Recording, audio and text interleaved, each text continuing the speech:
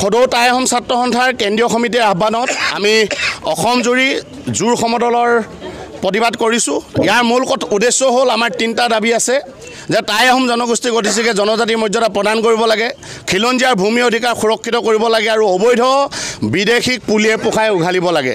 এয়া হ'ল আমাৰ দাবী। আজি আমি সৌসিদিনা সংসদত দেখিলোঁ যে ৰকিবুল হুছেইনৰ এটা প্ৰশ্নৰ উত্তৰত কেন্দ্ৰীয় যি জনজাতীয় পৰিক্ৰমা মন্ত্ৰী তেখেতে উত্তৰ দিছিল যে অসমৰ দুটাকৈ মন্ত্ৰীগোটে অসমৰ পৰা প্ৰতিবেদন পঠা নাই। এইটো কিন্তু আটাইতকৈ ডাঙৰ আৰু দুৰ্ভাগ্যজনক কথা টাই আহোম জনগোষ্ঠীৰ লগতে অসমৰ 6 জনগোষ্ঠীৰ কাৰণে।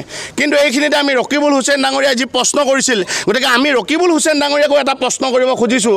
তেখেতক যেতিয়া উত্তৰ দিয়া হ'ল যে অসমৰ মন্ত্ৰীগোটে প্ৰতিবেদন পঠোৱা নাই, তেতিয়া ৰকিবুল হুছেইনে সদনত কিয় এবাৰো নুসুধিলে যে 2019 বৰ্ষত 30 জানুৱাৰী তাৰিখে যিখন বিল 6 জনগোষ্ঠীৰ জনজাতিকৰণৰ বিল ৰাজ্যসভাত উত্থাপন হৈছিল, সেই বিলখন ভুৱা আছিল নেকি, নে অসমত সেই সময়ত চলি থকা কা আন্দোলনক মষিমূৰ কৰিবৰ কাৰণে বা 6 জনগোষ্ঠীৰ এই কা আন্দোলনৰ পৰা আঁতৰাই আনিবৰ কাৰণে এই ধৰণৰ ভেঙুচালি কৰা হ'ল নেকি বুলি বৰ্তমান সময়ত তেখেতে প্ৰশ্ন নকৰিলে। গতিকে আমি প্ৰশ্ন কৰিব বিচাৰিছোঁ কেন্দ্ৰীয় চৰকাৰক, অসমৰ মাননীয় মুখ্যমন্ত্ৰী ডাঙৰীয়াক আমি প্ৰশ্ন কৰিব বিচাৰিছোঁ, কাৰ ধমকিত কালৈ ভয় কৰি অসমৰ পৰা দুটা মন্ত্ৰীগোটে আজিলৈকে প্ৰতিবেদন নপঠিয়ালে?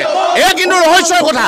গতিকে অসমৰ মাননীয় মুখ্যমন্ত্ৰী ডাঙৰীয়াক আমি ক'ব বিচাৰিছোঁ, এই যি অক্টোবৰ মাহত তেখেতলোকে যি প্ৰতিবেদন পঠাম বুলি কৈছে, এই প্ৰতিবেদন অক্টোবৰ মাহত পঠাওক আৰু 26ৰ নিৰ্বাচনৰ আগত যদি আমাৰ জনজাতিকৰণৰ বিষয়টোক কোনোবা ধৰণৰ নিষ্পত্তি কৰাৰ ব্যৱস্থা নকৰে বা আমাৰ জনজাতিকৰণৰ বিষয়টোক যদি অসম চৰকাৰে গুৰুত্ব সহকাৰে নলয়, তেনেহ'লে 26ৰ বিধানসভাত কিন্তু ইয়াৰ প্ৰত্যুত্তৰ সন্মুখীন হ'বৰ কাৰণে অসমৰ বিজেপি চৰকাৰ সাজু হৈ থাকক।